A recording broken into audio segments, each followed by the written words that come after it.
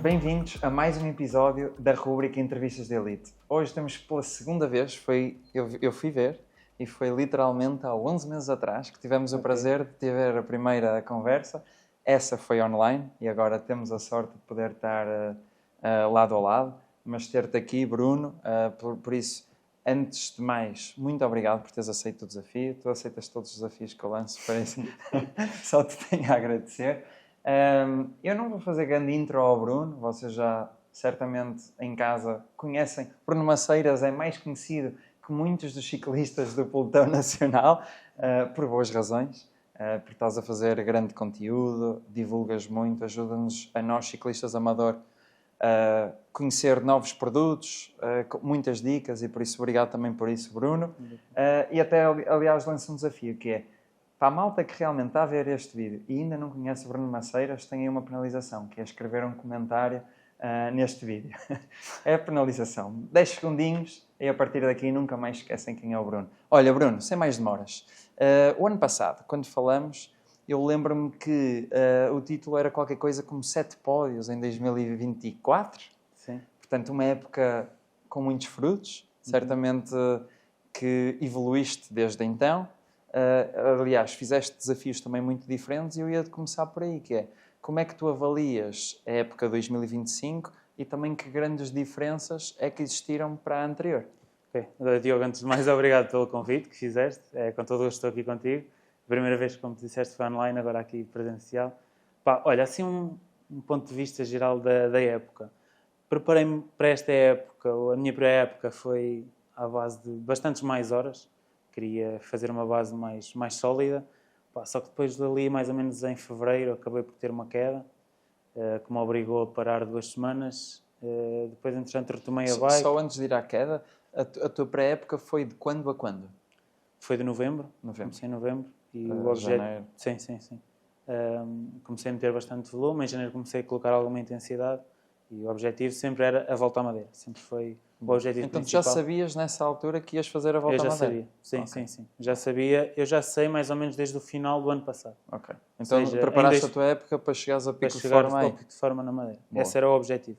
E só antes de irmos também um bocadinho à queda, desculpa, que acho que isso é muito importante, e para a malta lá em casa, que portanto, estamos a entrar quase em pré-época para muita gente. O que é isso de meter horas? Quanto tempo é que treinavas por semana? Falamos de zonas de baixa intensidade? Sim, baixa intensidade. Estamos a falar que eu nessa altura fazia mais ou menos por semana entre 18 a 20 horas de treino. Ainda por cima no inverno, sacrifiquei bastante, andar à chuva. Eu fujo um bocado indoor às vezes. Mas sim, fiz aí bastantes horas.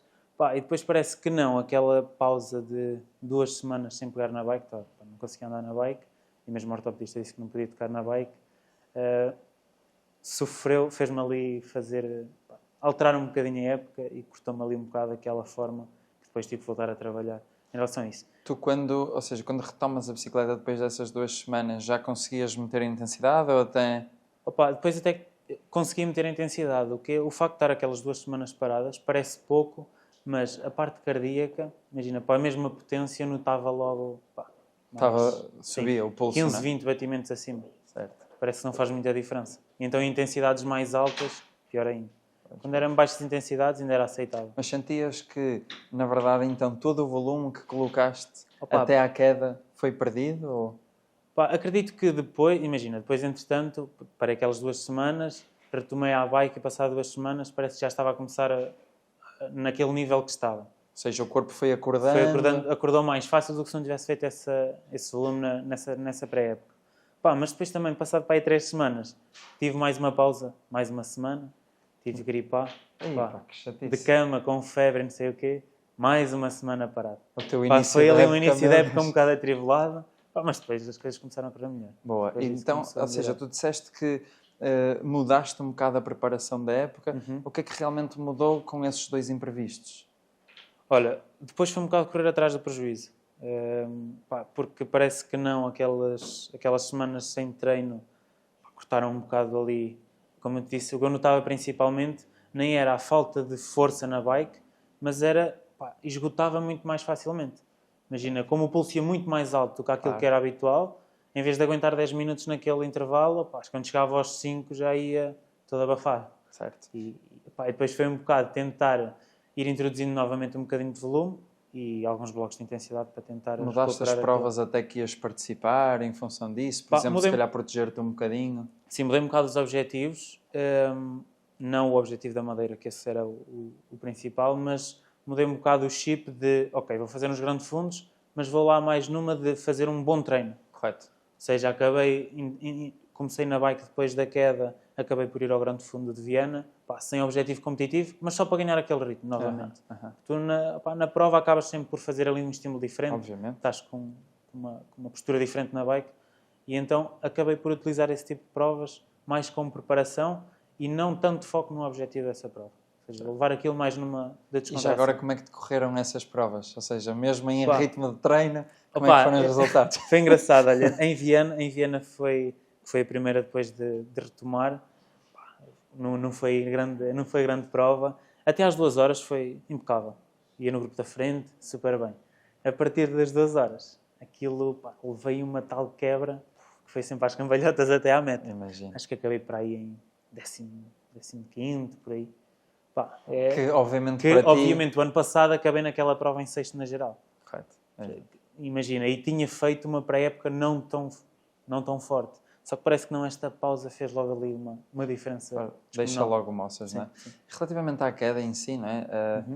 Parece que é aborrecido, porque parece... Eu também tive uma mini queda em agosto, isso foi uma semana antes do meu objetivo da época.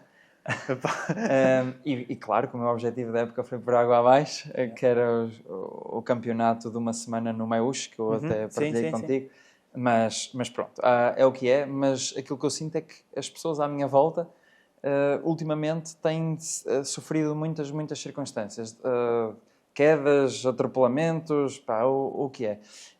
Ia-te só perguntar em ti, mais numa questão de partilha de experiências, o que é que te aconteceu e tens alguma dica sobre como evitar? Aprendeste alguma coisa com a queda? Imagina, a minha queda foi culpa minha. Imagina, era um dia de chuva e foi num cruzamento, simplesmente a bike fugiu-me. Ok. Eu nem me apercebi quando eu estava no chão. Uma cena, numa viragem, por lá tinha óleo, estrada, alguma coisa. Okay. Quase certeza que é isso. Mas fazias alguma coisa diferente, alguma aprendizagem que tiras daí? Eu acho que... Fazer mais indoor. Era isso. Era naquele dia de chuva ter ficado em casa. É isso. E também tenho bastante gente que tem caído. Na semana passada tinha caído um colega meu, o Gonçalo. Pois. Que era o meu primeiro objetivo da época, era na Figueira, ver como é que estávamos. Estava fixe, entretanto ele caiu esse dia da prova. Quando estávamos a ir para a prova... E a dele foi relativamente grave, A dele foi grave, partiu o fêmur. Teve uma recuperação super longa e passado pouco tempo, logo aquela coisa também aconteceu. Também precisava nesse dia ter feito indoor ele. Era. Nesse dia ele ia para a prova. Esse não dava. Mas é verdade. Mas as quedas são tramadas. Certo. Olha, e se voltarmos um bocadinho a uma análise mais global da época, mesmo com essas circunstâncias, como é que tu a analisas, a época até hoje? Acho que foi positiva. Acabei por ter a nível de grande fundos, um dos meus melhores resultados na geral. Fiz terceiro na geral, no grande fundo da Senhora da Graça, que acabou na Senhora da Graça. Muito bom. Fiz segundo em massa. Esse estava um calor terrível, não é? Muito. Um calor. Acho que pior que esse só foi da Serra da Estrela, a nível de temperaturas. Pois. Mas esse dia também estava impossível. Que teve muito calor e depois granizou, nem houve pódios, não é? Foi assim uma loucura. Uma cena. Parecia que estávamos nos Açores. Nos Açores é que mudam as quatro... No dia troca ali entre as quatro estações todas. Estações. É isso mesmo. Olha, e se calhar, qual foi eu ia-te perguntar, se a Madeira foi efetivamente o teu momento marcante da época ou se tens outro que gostavas de enfatizar? Não, foi sem dúvida, a voltar à Madeira foi sem dúvida o meu momento que mais gostei desta época. E porquê? Primeiro porque era uma coisa diferente. Estamos a falar em vez de correr um grande fundo, uma prova de um dia, foram 5 etapas, 5 corridas, em dias consecutivos, ou seja, até foram 6, num dia tivemos duas corridas, okay. Foi uma prova em linha normal e depois o contrarrelógio. Contrarrelógio curto, eram só 6 km e qualquer coisa, mas acabaram por ser duas corridas num dia. E foi sem dúvida uma experiência diferente, uma experiência nova e muito mais desafiante. Tu também, nessa volta à Madeira, eu sei, porque já até discutimos sobre isso, mas a malta lá em casa se calhar não tem tanta visibilidade. Houve ali umas situações no fim, não é? Na tua, se calhar, sendo o teu objetivo, obviamente foste para lá para ganhá-la. Yeah. Sim. E tivemos aquela etapa que tem evidência, num vídeo em que mostra que não há um corte, e na prática a organização dá ali um corte e faz-te perder a camisola amarela. Eu ia-te perguntar um bocadinho para descreveres um bocado melhor essa situação para contexto à malta de lá em casa, e eu gostava muito de explorar a forma como tu lidaste com esta frustração toda, mas vamos etapa a etapa. Vamos etapa. Opa, pronto, olha, para quem não sabe muito bem o que aconteceu, pá, isto não tem nada a ver com atletas, pá, foi uma decisão dos comissários, e aquilo que aconteceu foi, a Volta à Madeira foi super bem disputada. Entre mim, entre o Jacinto, entre o Bernardo, que acabou por fazer terceiro. Pá, desde a primeira até à última etapa, foi uma prova que foi, pá, sempre ali ao segundo, sempre chegadas ao sprint, sempre muito próximos uns dos outros, e que acabou por ser uma corrida bonita, e uma corrida que até o público dizia que há muitos anos que não tinham assim uma corrida, que até à quinta etapa, até ao último dia, ainda não havia nada decidido. Certo. Ou seja, as diferenças eram sempre assim, muito curtas. Três atletas que podiam ganhar, atletas que poderiam ganhar. O Bernardo ficou um bocadinho mais atrás, que houve um dia que não se sentiu tão bem na bike e acabou por perder ali, acho que uns 8, 9 segundos. Pá, mas entre mim e o Jacinto foi sempre uma luta ali taco a taco. Pá, em tudo, desde o contrarrelógio, nas outras corridas. E é surreal muito... porque tem muita montanha, não é? A Madeira Exato, tem muita subida. Muita montanha. Pá, era isso, olha, na primeira etapa, eu queria estar bem, e quando acabei por ganhar a etapa, pá, fiquei um bocado surpreendido. Pá, eu sabia que estava bem fisicamente, mas também sabia que os adversários eram fortes. E aquilo de ganhar ali, atacar e conseguir, pá, foi brutal. Mas focando mais no que aconteceu na última etapa. Pronto, a partir daí eu ganhei. Olha, desculpa, eu acho que estavas a tomar uma trajetória interessante, que é, tu fizeste a primeira etapa, ganhaste. Conta-nos um bocadinho como é que foram os resultados, etapa a etapa. Pronto, era isso. Pronto, para as pessoas perceberem, na primeira etapa era uma chegada em alto, basicamente era uma cronoescalada, e que eu ataquei na última parte porque sabia que era a zona mais inclinada e que depois disso, se conseguisse fazer a diferença ali, iria chegar isolado à frente. Pá, e foi isso que aconteceu, aquilo depois descia um bocadinho e voltava a acabar a 20 e tal %. Era super duro. Opa, consegui fazer ali a diferença, e passei na meta à frente do Jacinto e ele passa. Opa, se formos ver o vídeo, passa ali 2 segundos depois de mim. Opa, e a associação e os comissários dão camisola amarela para mim e o Jacinto fica com 1 segundo de desvantagem. Segunda etapa, eu parto de camisola amarela. Como ganhei a primeira etapa, tinha as várias camisolas, camisola da montanha. Não tinha bonificação? Não tinha bonificações. Okay. Isso foi outra coisa que a associação disse, que vão fazer isso para o ano, porque como não tinha bonificações, acaba por ser mais difícil de fazer essas diferenças. Claro. Segunda etapa, era uma etapa mais sobe e desce, não era propriamente de montanha, e também foi uma chegada praticamente ao sprint, mas a chegada tinha uma viragem, tinha uma curva ali a 100 metros da meta. E na curva eu acabei por afastar um bocadinho mais do Jacinto e deram-me ali um corte de 1 segundo entre a chegada dele e a minha chegada. E aí invertemos os papéis. Ou seja, ele ficou com a camisola amarela e eu na altura fiquei com a camisola da montanha, após essa etapa. Terceira etapa era aquela etapa que eu achava que iria conseguir fazer as maiores diferenças. Era uma chegada em alta, eram 7 km a subir, a parte final. A prova tinha 2.800 de acumulado em 50 km. Era muito curta, mas era muito dura. Sim. E eu disse, pronto, vai ser esta etapa, porque o Jacinto, a fisionomia dele, ele é mais forte do que eu. Achei, ele na montanha é capaz que fracasse aqui um bocadinho e que ele consiga fazer a diferença. Fiz uma subida, ataquei na última subida, os meus colegas de equipa levaram-me até ao início da subida e depois aí ataquei, fiz uma subida brutal, os meus melhores valores de sempre. E eu olhava para trás e ele não descolava sempre lá. Imagina, havia umas curvas, aquelas, assim que havia uma viragem, ele descolava um bocadinho, mas a seguir ele voltava, parecia uma carraça que nunca saía dali. Foi brutal. E depois, no fim desta etapa... O que é que tu sentias? Porque tu sabias que ias, ou achavas que ias fazer diferenças, não é? Yeah. E não sentias ali a carraça a descolar. É difícil. É que ela disse, como é que eu não consigo fazer diferença aqui? E depois eu pensava na cabeça que eu sabia, porque a chegada não acabávamos mesmo em alto. Tínhamos ali 600, 700 metros, que era plano. E eu disse, estou lixado. Ao sprint, se eu aqui não consigo fazer a diferença, quando vou chegar lá em cima, vou-me tentar defender, porque aqui não vou conseguir fazer nada. Opa, e foi o que aconteceu. Ele nunca descolou. Entretanto, mesmo a chegar ao fim da subida, eu disse, bem, tenho que baixar um bocadinho o ritmo, que eu preciso de respirar para depois chegar ali e conseguir responder ao que ele vai fazer. Entretanto, o Bernardo chegou ao pé de nós, que era o terceiro classificado, Certo. e acabamos por chegar os três novamente ao sprint, em que faz o Jacinto primeiro, eu segundo e o Bernardo terceiro. Tudo ao sprint e não houve com o corte. mesmo tempo. E aí com o mesmo tempo, ou seja, tudo igual. Depois, quarto dia, uma etapa também assim mais ondulante, com algumas subidas, tínhamos 2 montanhas no dia, que eu disse, bem, poderá também existir diferença, mas esquece. Tentei atacar, não dava, não conseguia fazer diferença, continuava sempre tudo igual. Acabei por ganhar mais pontos na montanha numa das subidas, mas depois na outra subida acabamos... Mas isso nem era um objetivo, não é? Nem era um objetivo, o objetivo era mesmo a geral. Claro. Pá, e mais uma vez, chegado ao sprint, e tudo igual. Tudo igual, e eu pensei, pronto, volta à Madeira está perdida, porque isto foi de manhã, à tarde tínhamos o contrarrelógio, e eu disse, pá... Mas não era cronoescalado? O contrarrelógio não, o contrarrelógio não. Okay. O contrarrelógio tinha ali 800 metros de subida e o resto era plano, viragens, paralelos e coisas assim do género. Mas então é aí que te vais surpreender pela positiva. É aí que me vou surpreender, porque eu acabo esta etapa e digo, pá, pronto, acabou, agora é o contrarrelógio, não tenho qualquer hipótese, e depois a última etapa, pá, é um circuito, e ele supostamente é muito mais forte que eu, não vou ter hipótese. Só curiosidade, tens alguma, ou treinaste a parte de contrarrelógio? Tens experiência em contrarrelógio? Pá, não tenho experiência em contrarrelógio, não tenho. Eu sempre achei que ia ter uma má prestação e acabei por bater o recorde daquele contrarrelógio, que o recorde era do Jacinto do ano anterior. Ou seja, eu acabei por bater o recorde do contrarrelógio. Pá, foi uma... E ele ficou a quanto tempo? Ficou milésimos de segundo. Pois, é isso. Ficou milésimos. Foi assim uma coisa... Inacreditável. Pá, mas foi quando me disseram, ui, tu ganhaste o contrarrelógio. Disse, como é que pode?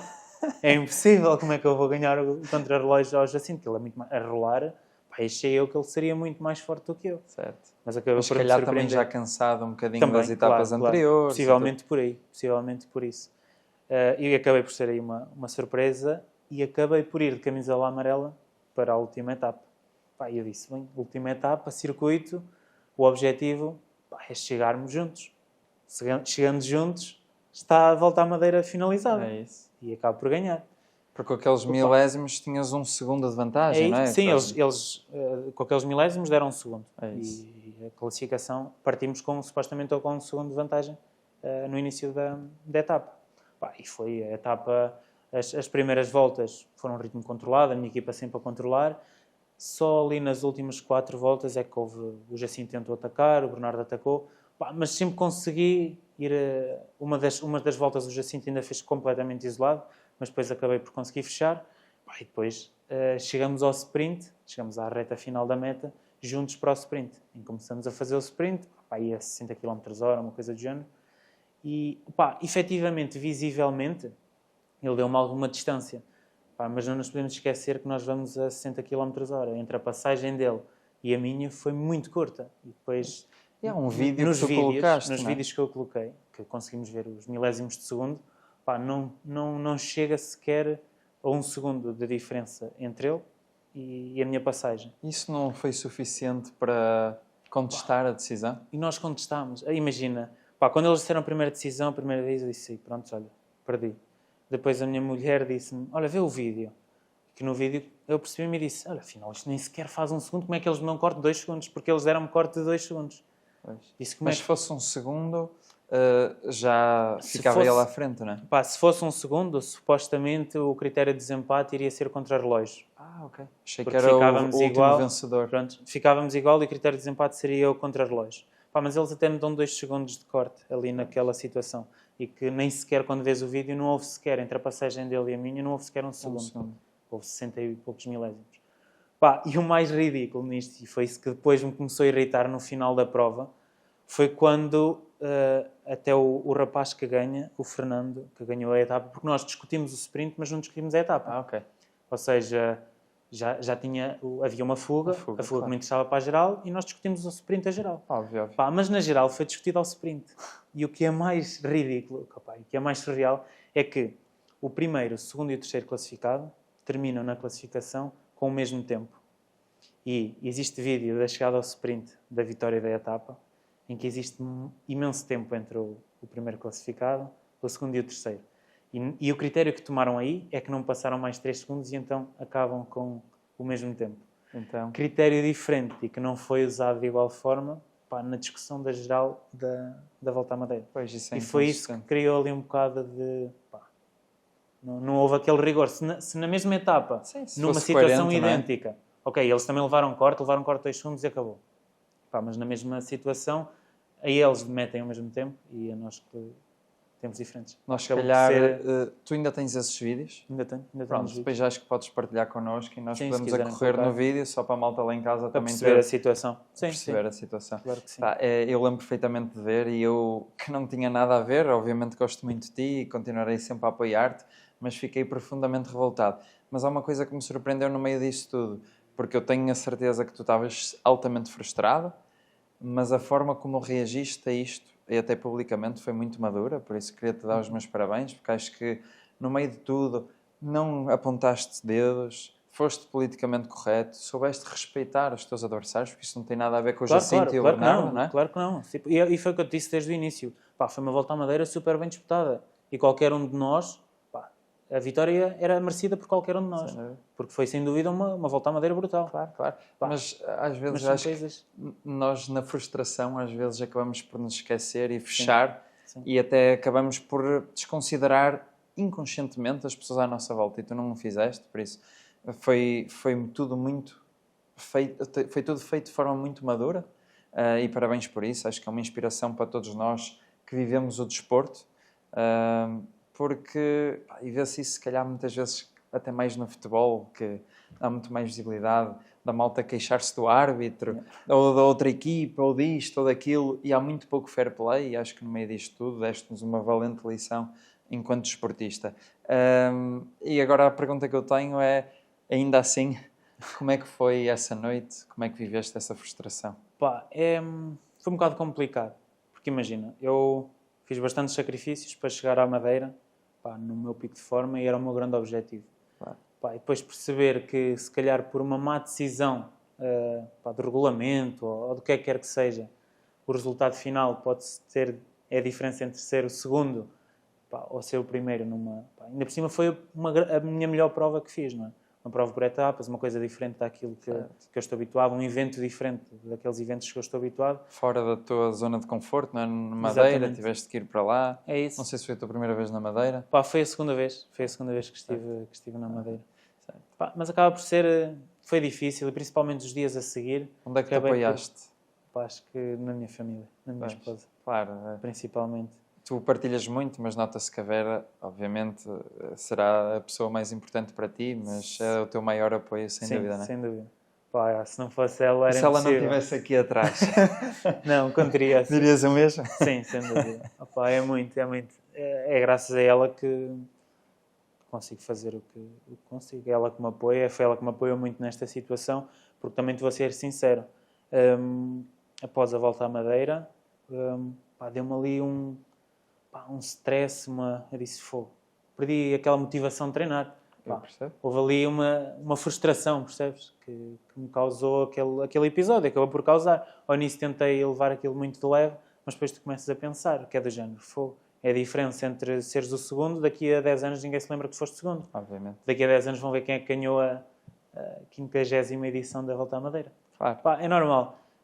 E tem sido ela que me apoia nessa situação. Pá, depois há muitas questões, porque quando eu partilhei aquele vídeo também recebi comentários de malta ligada ao ciclismo, de pessoas que percebem de ciclismo, de comissários nacionais que me disseram que era ridículo aquilo que tinha acontecido, que não existia corte, quanto mais um corte de 2 segundos.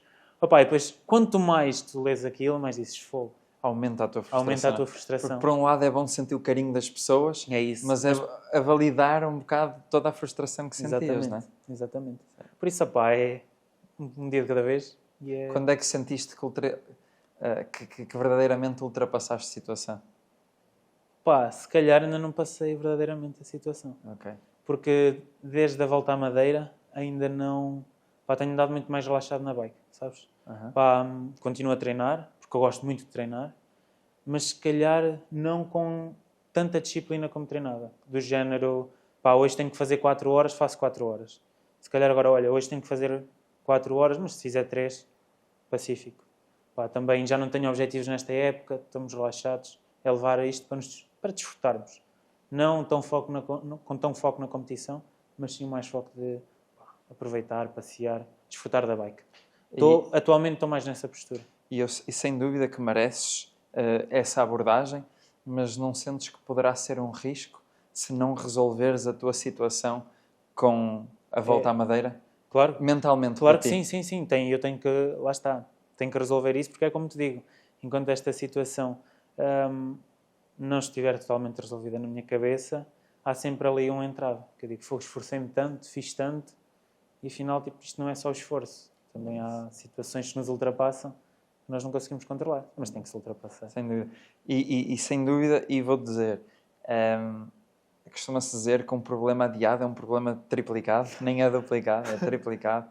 E nós não queremos, eu falo por mim, mas por todas aquelas pessoas lá em casa que te adoram e que te apoiam, que é mesmo muito, muito, muito importante tu definires em anytime soon, algum tempo em breve, tu definires que tens mesmo que resolver a situação com a volta à Madeira, seja falar com os comissários, seja procurar ajuda para ultrapassar esse desafio. E eu digo procurar ajuda porque eu tive muitas frustrações na vida que só uma entidade externa, um terapeuta, me conseguiu ajudar a ultrapassar.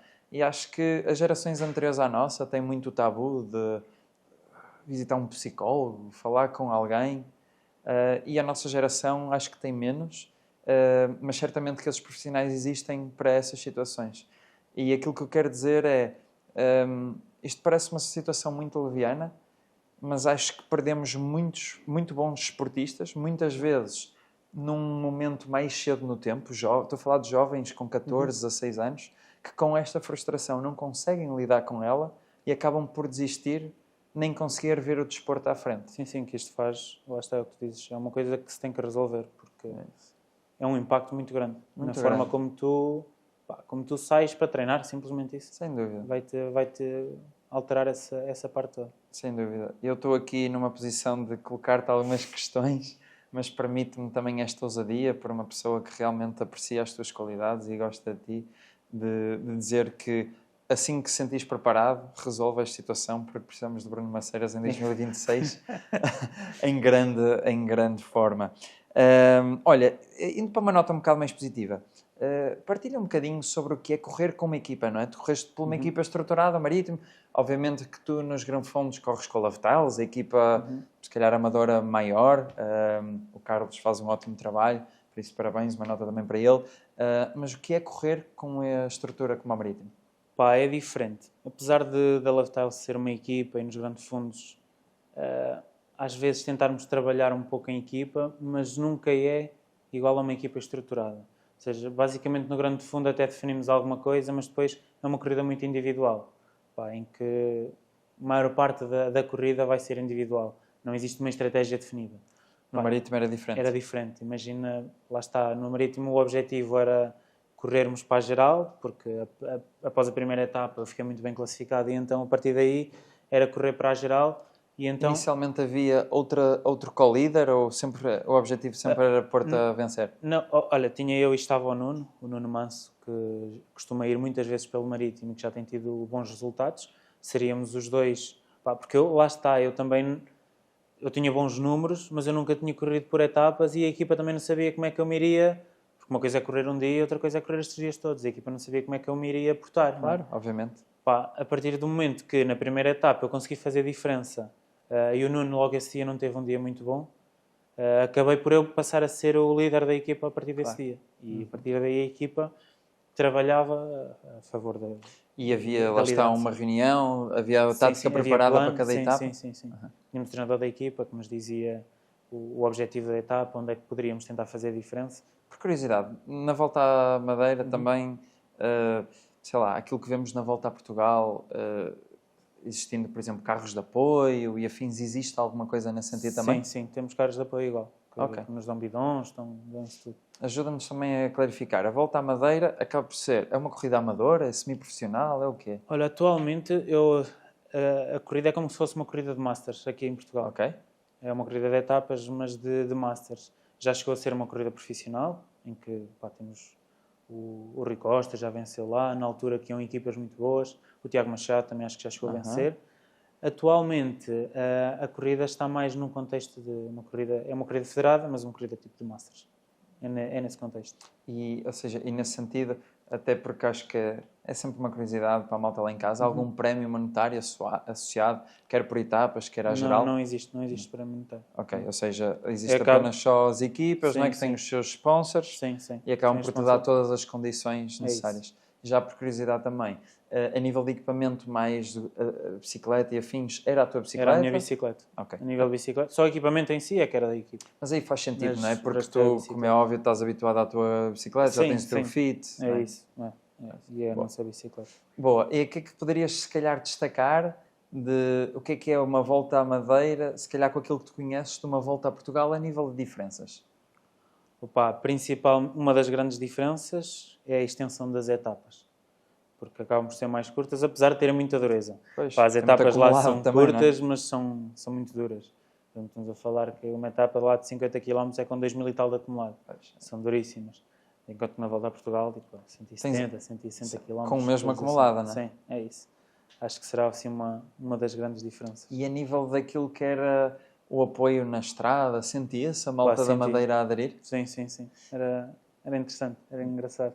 E apesar de ter sido durante a semana, não tanto, mas depois no sábado e no domingo, principalmente aí, no dia do contrarrelógio, as ruas estavam completamente cheias de gente, a gente a apoiar. Foi divertido. E acredito que muita gente gosta de ciclismo e quem gosta de ciclismo sabe quem é o Bruno Maceiras. Ouvias o teu nome na estrada? O que é estranho, que é do género, na Madeira e pessoas a virem falar comigo, miúdos novos, dizer que andam de bicicleta, que veem os meus vídeos e que gostam. Isso é brutal. É aquela coisa que é do género, fogo, eu nem sou profissional nisto. Eu só partilho uma cena, um estilo de vida, uma forma de estar, praticar desporto e levar isto um bocadinho a sério. E o pessoal vê aquilo como um exemplo. E quando vês miúdos novos, tipo cadetes, cenas, miúdos que dizem, e agora estou na escola de ciclismo porque quero vir a ser como tu disse. Não, tu vais ser melhor do que eu. Vais ser profissional de ciclismo, não vais ser como eu. Mas ver os miúdos, e a alegria deles de verem ou poderem estar comigo, é brutal. Esse carinho é muito importante. É um carinho também, brutal. E acho que é isso que motiva a trazer mais conteúdo e partilhar mais coisas. Boa, acho que é mesmo isso. Eu, se calhar, então faço a ponte direta com este tema. Tu continuas, ainda agora dizias, não é? Não fazes isto de vida. Tu, de profissão, és enfermeiro, não é? Exato. Continuas a exercer. Continuo. E a minha pergunta é, o que é que precisa de acontecer na vida para te dedicar 100% ao ciclismo? Ou se isso é uma possibilidade? Imagina, acho que foi aquilo que eu te respondi a última vez, que acho que já abordámos esta questão, uma coisa do género. Eu acho que é a oportunidade de levar isto como uma forma mais profissional. Ter a oportunidade de me tornar mais profissional. Não, talvez ciclista, se calhar isso não, que já é difícil. Talvez seja difícil, tenho 30 anos. 30. Ser ainda dava para fazer aí é isso, se calhar ainda dava para dar uma perninha, como costuma dizer. Se calhar ainda daria, nem que se fosse pela experiência. Agora estar totalmente focado ao ciclismo, se calhar ter uma oportunidade, não sei, se calhar numa loja, num espaço como este, alguma coisa do género. Talvez, se a proposta fosse interessante... Este, o coração, ouviste, tá? Não, ligado ao ciclismo, porque acaba por ser uma paixão. Nós vamos abrir em Braga, Barcelos, Braga. É perto. Não é? Vão abrir em Braga? Não sabia. Quer dizer, vamos... Estão a pensar? Eu não posso me comprometer muito publicamente, nem estamos a gravar nem nada, mas para 2026 o plano é Lisboa e Braga, sim. Ok, não sabia. Portanto, Braga é ali ao lado, Bruno. É ali ao lado. É lá. Sim, acho que seria isso que me fazia mudar de uma estabilidade, ter alguma estabilidade. Porque uma coisa é, agora trabalhar com uma marca ou assim, tens ali... Agora já é uma coisa muito reduzida que não dá para viver exclusivamente isso. Claro. Mas, por acaso, isso é uma coisa que tenho a certeza também que a malta gostava de saber. Tu, ultimamente, tens feito algumas reviews, trabalhas com patrocínio de algumas marcas. Nesse contexto, tipicamente é mais uma troca de produtos e visibilidade, ou seja, tu fazes conteúdo em troca dos produtos. Sim. Ou recebes também monetariamente? Não, basicamente é troca de produtos. Basicamente tem a ver com troca de produtos. Tenho atualmente a First Bike BMC, que acabo por ter... Eles fornecem-me material para a bike, fornecem uma bike parece não uma ajuda brutal. E ao mesmo tempo eu consigo produzir conteúdo com aquilo que eles me fornecem. E agora também com a Sociedade Comercial do Voga, que foi a minha mais recente parceria, e que isso me permite testar produtos novos e trazer conteúdo a partir daí. Mas tudo numa troca de produtos. Ou seja, eu partilho alguma da visibilidade, partilho a minha experiência com o produto em troca do Permite uma ousadia. Sim. Mas eu diria que és talvez o maior micro-influencer no ciclismo em Portugal. Tu não achas que merecias mais do que simplesmente a troca de produtos? O que é que sentes sobre isto? Se calhar talvez. Sim, talvez, lá está, é o que dizes, porque acabo, pelo menos a percepção que eu tenho é que eu acabo por ter, cada vez mais noto isso, que acabo por ter bastante visibilidade. Muita. Imensa gente vê o meu conteúdo. Por exemplo, eu partilho alguma coisa, acabo por chegar a muitas pessoas. E chegas mais do que isso às pessoas certas, porque as pessoas que realmente também gostam do produto que estás a falar. Exatamente, é isso, é um bocado por aí. Sim. Por isso acho que sim, que se calhar... Eu sinto um bocadinho isso, e espero mesmo com o Cycling District também posicionarmos para mudar um bocado as condições do mercado, mas que ciclistas profissionais, começar nos ciclistas profissionais e obviamente nos amadores por arrasto, existe uma facilidade muito grande, ou seja, parece que o ciclista tem um poder negocial muito baixo. E quase que, eu não quero usar a palavra vende-se, desculpa, não me está a correr uma palavra melhor, mas o retorno que pede, ou a contrapartida, é muito baixa para aquilo que ele dá às marcas. E as marcas normalmente têm capital, têm um interesse de marketing. Exato. E muitas vezes gastam valores avultados em outro tipo de iniciativas, como por exemplo anúncios nas redes sociais. E pagar o mesmo a um influencer, se calhar, como tu, poderia ter muito mais retorno. Se calhar muito mais orgânico, não é? Uma entrega muito mais orgânica. Porque mais lá está, a comunidade está criada. Completamente. O pessoal é diferente. A grande questão é que tem que partir também das pessoas como tu e ciclistas profissionais. Por exemplo, quando eu digo ciclistas profissionais, se calhar até falo mais dos salários para os clubes exigidos. Nós, na última conversa com o Daniel Dias, abordamos essa situação dos salários. Mas nesta questão um bocado das parcerias e das marcas, acho que pessoas como tu têm que perceber realmente o valor que têm, e tu tens um valor gigante, e têm que começar também a exigir. E acho que isso também te poderia ajudar a profissionalizar um bocadinho mais o ciclismo. E pronto. E é isso, sim, olha, permite-me também esta troca de informação, mas tenho certeza que lá em casa muita malta há de relacionar, e se concordam também com isto, por favor, sintam-se à vontade de comentar. Principalmente a incentivar o Bruno a tornar-se 100% ciclista, mesmo que seja amador, mas com uma troca de mais do que produtos apenas. Porque sem isso não consegues pagar as contas, não é? Claro, é literalmente isso. Olha, e então já suavemente falamos, mas para 2026, já pensaste para parar quais são as tuas metas para 2026? Mais ou menos nesta fase, o ano passado, sabias que ias correr a volta à Madeira, não é? Sim. Para já tenho convite de ir novamente fazer a volta à Madeira, e acho que esse vai ser novamente o objetivo primordial da próxima época. Vai ser para, de alguma forma, não é redimir, mas é se calhar perdoares primeiro a Madeira. É isso. Se calhar mais nesse contexto. Acho que vai ser assim o objetivo principal. Ótimo. Pronto. Sim. Muito bem. Eu ia-te perguntar também, eventualmente, se pudéssemos avançar, se calhar, um bocadinho mais no tempo. Se calhar daqui a 10 anos, porque os próximos 3 ou os próximos 5 ainda vais ter aí muita qualidade. Mas neste sentido também da conversa que estávamos a ter, se daqui a 10 anos pudesses olhar para trás e fazer uma análise de como foi a evolução do Bruno Maceiras nos últimos 10 anos, o que é que envisionas? O que é que gostavas que realmente acontecesse? Olha, Diogo, eu acho que aquilo que me iria encher mais o coração era mesmo continuar a criar esta comunidade, que já existe. Acaba por existir uma comunidade que segue aquilo que eu partilho, malta que gosta de ciclismo.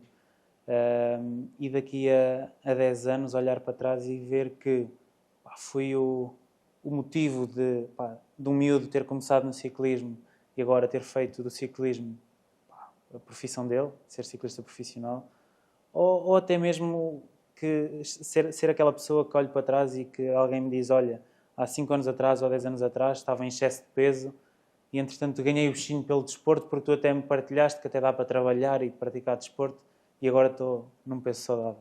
Pá, acho que isso, estimular as pessoas a serem mais saudáveis, acho que seria um grande objetivo e sentiria-me bastante realizado. Muito bom. Uma missão, acho que muito nobre e que nós aqui no Cycling District também partilhamos, por isso, mais uma vez, estamos alinhados, que é o nosso único objetivo, apesar de termos um estudo de ciclismo, nós queremos é promover mais qualidade de vida, mais bem-estar. Isto, na verdade, o exercício é saúde preventiva, não é? Exato. Mais do que a competição, porque, opá, eu sou sincero, eu gosto de competir, gosto de treinar, opá, mas mais que isso, passar um estilo de vida mais saudável. Acho que isso é o mais importante. Sem dúvida. Sem dúvida é o melhor que levamos daqui, destas partilhas. Eu vou criar muito em breve conteúdo sobre isto, mas aproveitando também, eu acho que muita gente não percebe que um aumento do VO2 max está, para quem não sabe, volume de oxigênio um bocadinho no sangue, quando estamos ali tipo, no nosso limite, a nossa também capacidade respiratória, mas um aumento do VO2 max está associado à longevidade.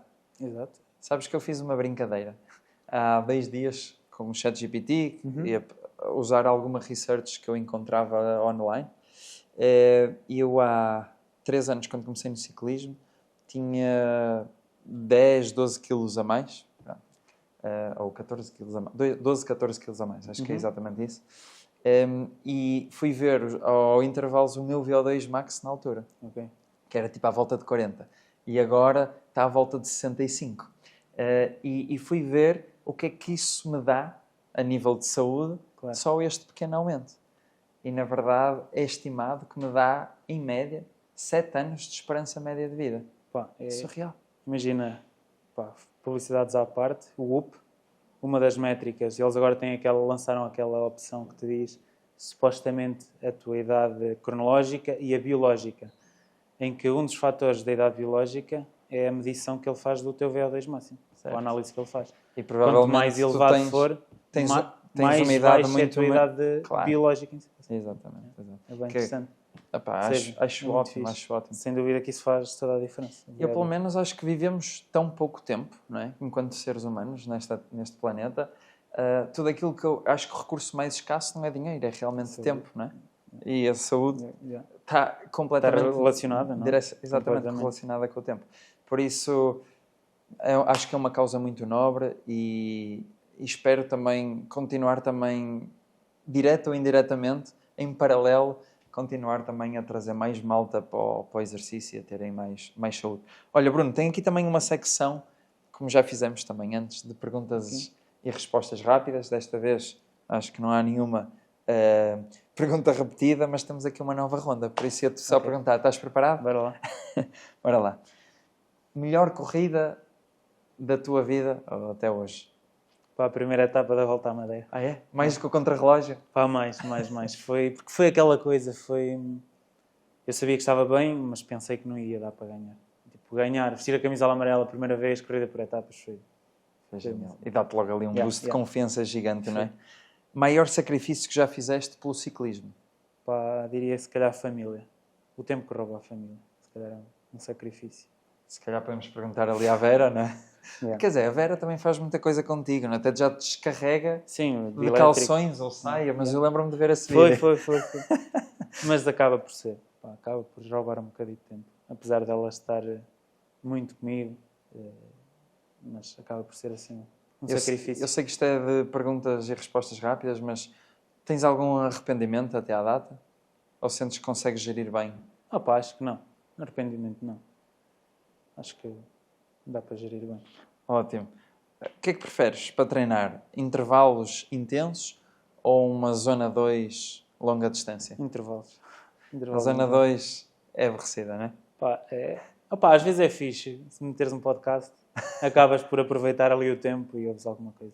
Tu consegues, por exemplo, eu faço sempre isto. Ainda ontem, minha zona 2, muito mais eficiente que a tua, porque eu só preciso de 90 minutos. Tu precisas de 5 horas da rua. E não tens trânsito, semáforos, nem nada.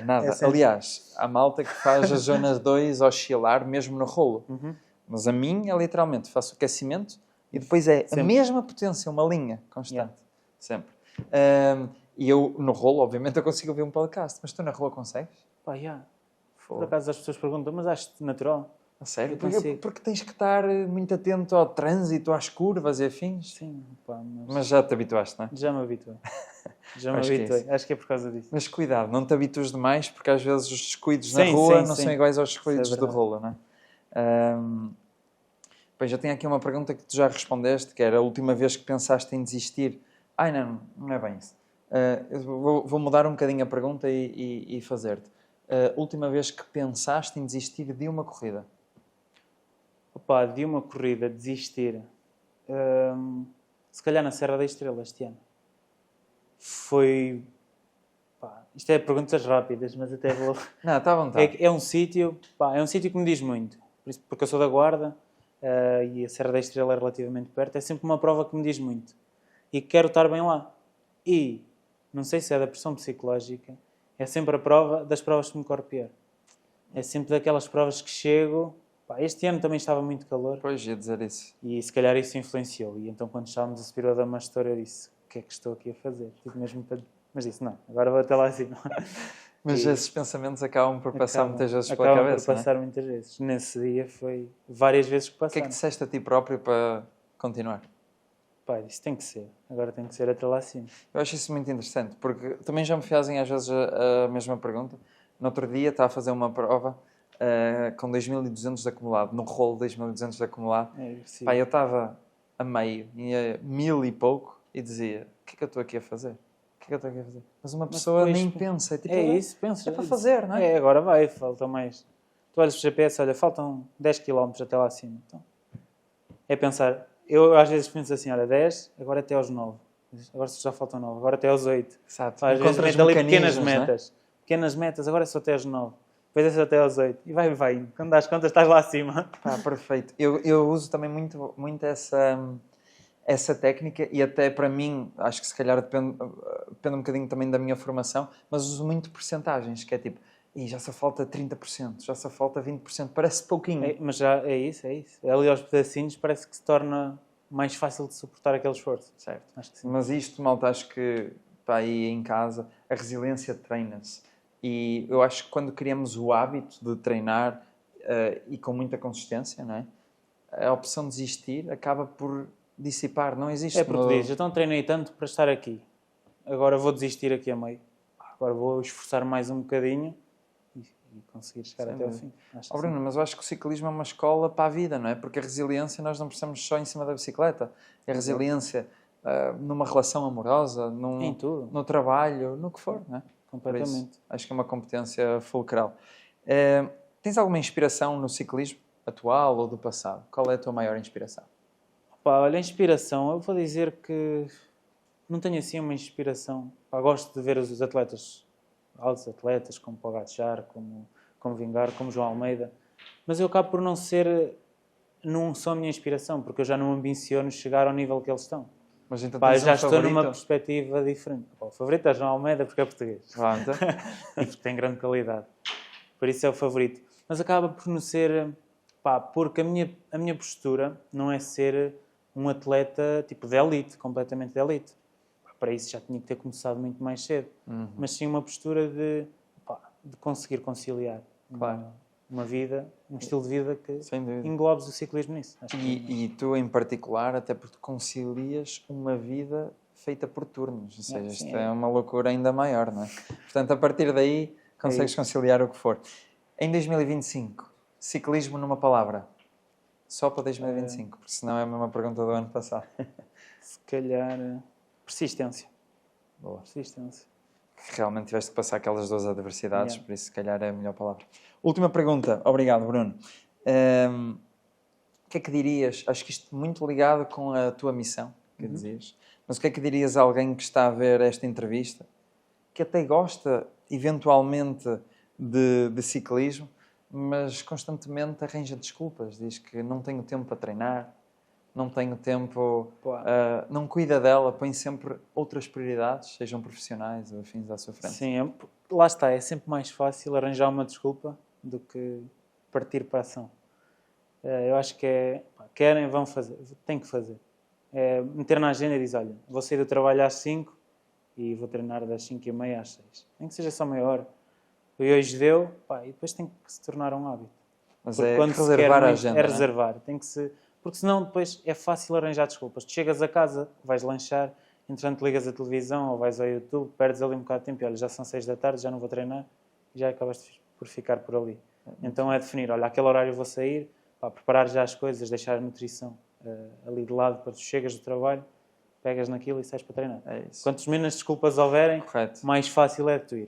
Não criar Se- aqui distrações, não é? Se começas a arranjar distrações é mais fácil. E nem é um tema, não é? Eu eventualmente vou treinar hoje. Não, eu Já hoje sabes que vou vais. treinar. É isso. Está feito, está tudo Ou preparado. nem que seja uma hora, ou 45 minutos. Exatamente. É melhor do que ficares no sofá. Boa. E com esta dica acho que terminamos a parte 2 da entrevista com o Bruno. Agora vamos ver se tem uma parte 3 antes de 2026. Quer dizer, em 2025 será difícil haver uma parte 3, não é? Será 2026, mas não vamos ficar à espera um ano, certamente conseguimos falar antes. É isso. Bruno, muito Olha, obrigado mais uma obrigado, vez. Diogo. Continuação. Malta, e aí em casa, para quem nos segue, muito obrigado mais uma vez por todo o apoio e vemos para a semana.